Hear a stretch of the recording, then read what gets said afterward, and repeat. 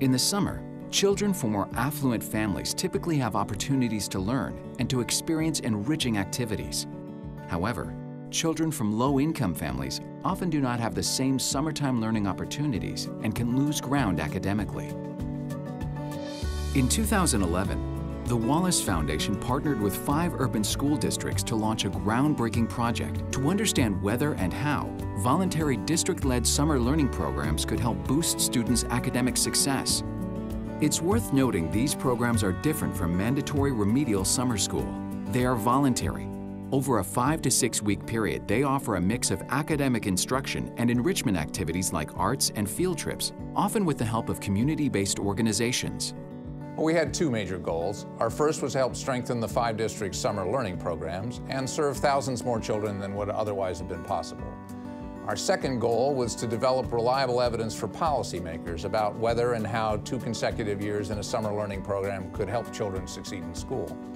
So the near-term findings, the first chapter in the story, are now in. It's a good time to share what we've learned to date. The RAND Corporation is a vital research partner in the project.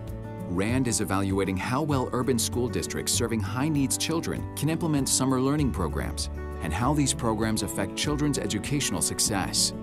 More than 5,000 children are in the study.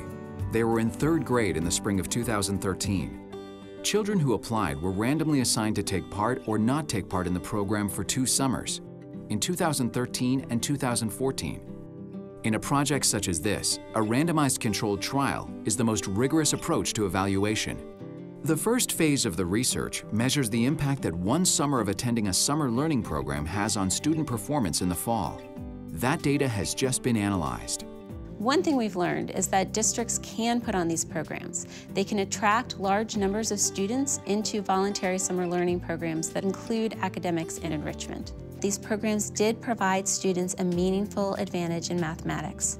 So students who participated in the program came back with greater math skills than students who did not. In reading, the story is a little bit different. Overall, across the board, we find no effect in reading. However, we do find that quality factors matter. So students who received higher quality English language arts instruction and also received that instruction from a teacher with grade level experience did find positive benefits from attending the program. Though these research results reveal only the near-term educational impact of 1 summer of programming, the findings allow us to make some early interpretations and to consider some possible implications for summer learning programs moving forward. We're really pleased with the initial findings we're seeing. We're seeing our children gaining in mathematics especially, and that's gratifying and helps direct our work forward. We're going to expand our summer learning program as a result of the findings. We know that there's more research to be done and more findings to be had and more analysis. But in the meantime, we have enough information to say, yes, as kids engage in these sorts of learning programs over the summer, it's going to be better for them, they won't regress as much, and they'll grow their abilities in the core subjects. As we think long term, what is really going to make a difference for kids? And to have evidence that we are meeting with some success in terms of student learning means everything in terms of our ability to get both political and financial support to continue. We now know that district-led summer learning programs can make a difference for children in math, and the analysis suggests ways for districts to improve results in reading. The 5 school districts with whom we're working are already putting these findings to use across a range of summer programs. In light of these near-term findings and the potential to make further progress, I'm pleased to announce that the Wallace Foundation is extending our support for the 5 districts for summer learning for an additional 2 years. We'll also be funding an effort to learn more, based on the experience of the districts, about how programs can be carried out well and sustained. This practical guidance will be designed to help any school district across the country that's working on summer learning as a way to help children succeed in school. The partnership between Wallace, RAND, and the 5 school districts has already made a significant contribution. But it's important to note that these near-term findings are early in what is an unfolding story.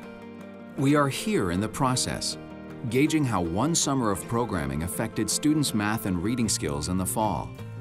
The next report will detail the effect that 1 summer of programming had on test scores, grades, attendance, and behavior for an entire school year. A subsequent report will present the impact of 2 full summers of programming on the same measures of student performance. When the research has been completed in the summer of 2016, we'll all have a fuller story. We'll know what it takes to implement a quality summer learning program, and we'll have a deeper understanding of the degree to which summer learning programs help students succeed in school.